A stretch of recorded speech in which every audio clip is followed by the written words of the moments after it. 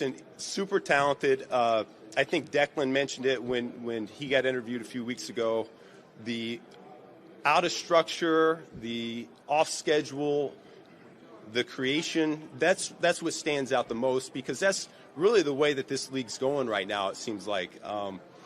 As much as you want to make it pure progression, 1 to 2 to 3, there's just too much variety. The pass rush is coming down, and to have an athlete like Caleb extend the play and potentially find an explosive down the field, that's what gets me going a little bit. I get excited thinking about that. Because I haven't really been around that since I've been in the league. But I've been on the other side, and I've experienced it. And it's demoralizing when you're on the other side and you're watching that happen to your defense. Penei Sewell looked like he was ready to throw a pass, and it is very rare for an offensive lineman to throw a pass. The best part of that was he threw a dime every single time in practice. We probably took that for 3 weeks, and it was a dime.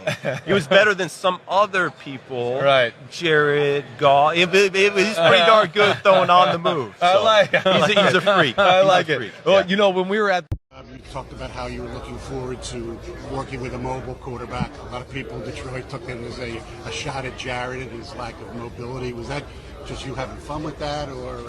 It was not a shot at Jared. I've talked to Jared about it. Sometimes your comments get skewed a little bit. That was not my intent. He certainly understands that.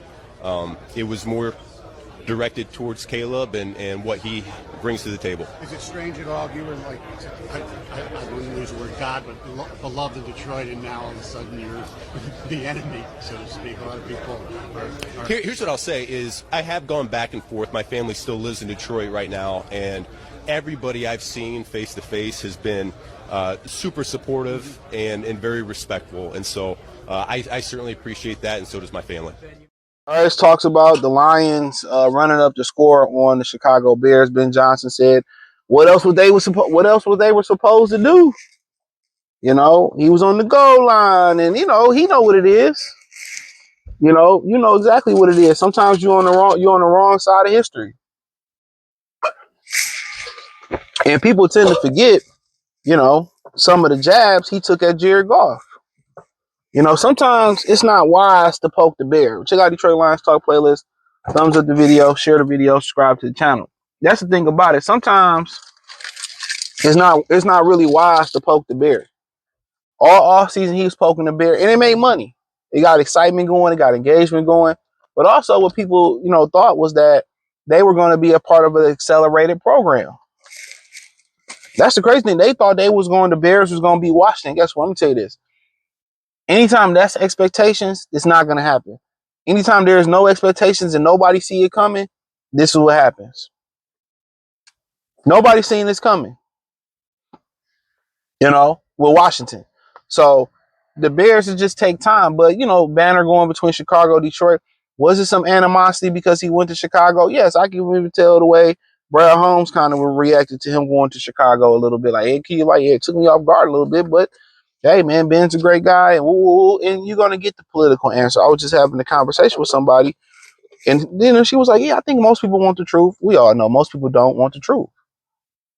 You ever told somebody the truth, and you see their reaction in their face? They might be like, yeah, that's right. That fuck them up. I believe 80% of Americans don't want the truth, and I think I'm being nice about 80% of Americans. I think people respect the truth. But the truth of the matter here is there was some animosity about him going to Chicago. It's cool. All right, he chose a division. They pay him a lot of money. It's a nice market. It's a beautiful city, right? But then you start running your mouth about how and talking shit about Jared Goff and I got a mobile quarterback finally. Sewell threw better than Jared Goff. And you thought the love that they have for Jared Goff. I'll say this, and it's going to be controversial take. I don't think the Detroit Lions ever loved Matthew Stafford. I mean, as a collective group, not Martha and Sheila and them, and Mr. Ford. The team. I don't think the team ever loved Stafford as much as the team loved Jared Goff. I don't think so. I think this team loves Jared Goff. I think they fuck with Jared Goff. You know what I'm saying? And when he did that, now had it been somebody they didn't like, how Washington didn't really care for Robert Griffin III, I ain't trying to pick on Washington, or it was a guy they really didn't care for, I don't really think it would have been that personal. But a guy like Jared Goff, you hear, he said, well, Grant Stewart, he said, Goff will pull me to the side and tell me this. They fuck with Goff. And that's what kind of some things that we don't understand as fans. You can't extract certain people out the locker room and recover. Because, you're like, damn, why he still on the team? Because you got to understand, it's a different phases to the locker room. See, we get to go home, punch in and work or do our business and go home. You know what I'm saying? But at the end of the day, for them, they just don't show up and play the game. You got practice, you got recovery time, you got prep time. So really, it becomes a family. It becomes a family. So you got people. It's just like you got people at school and people at work. You got certain people who click up and they vibe in and out of work. You got some people that click in work and don't vibe out. So it's a locker room, and I think they fuck with Goff. Like they love Jared Goff heavily. And I think Ben Johnson underestimated that. I think it was more about his comments on Jared Goff, his multiple comments on Jared Goff. That was the motivator. Do I think they would have been as motivated? Do I think they would have been as motivated had he never made those comments? No, I don't think they would have been. They would have been motivated, but they wouldn't have been that level of motivation. Ben Johnson wrote some checks that they asked had to cash real soon. And the Lions, they took it personal. They put 50 on them. They took it personal.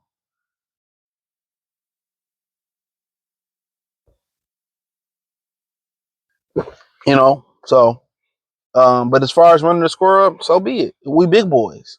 I like watching the University of Miami documentary on 30 ESPN.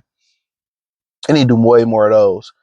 And they were like, got mad at Miami and Jimmy Johnson for running up the scores. And the guy was like, they never had a problem in, Oklahoma and Nebraska and Notre Dame always ran up the score. And they ran up the score on I think it was don't quote me, I think it was Lou Holtz or some Notre Dame head coach.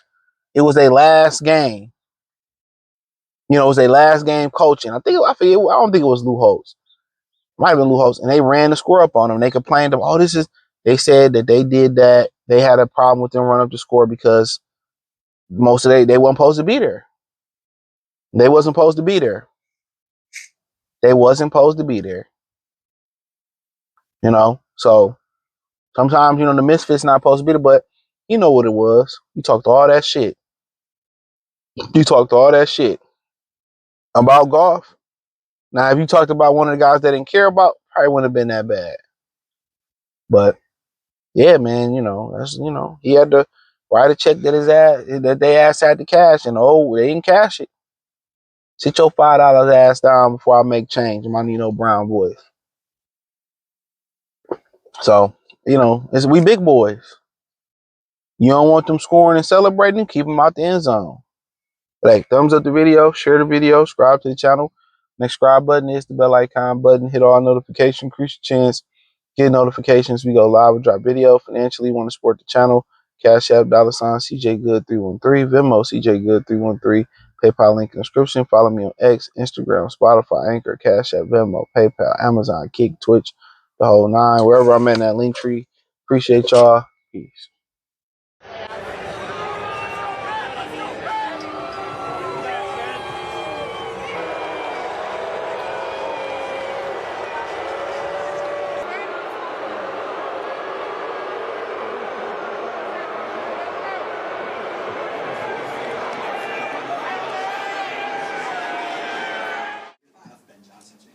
Yeah, I didn't like that. I thought that was he did a lot for us here, and I don't know if he deserved that. Thank you, guys. Yep. Thank you.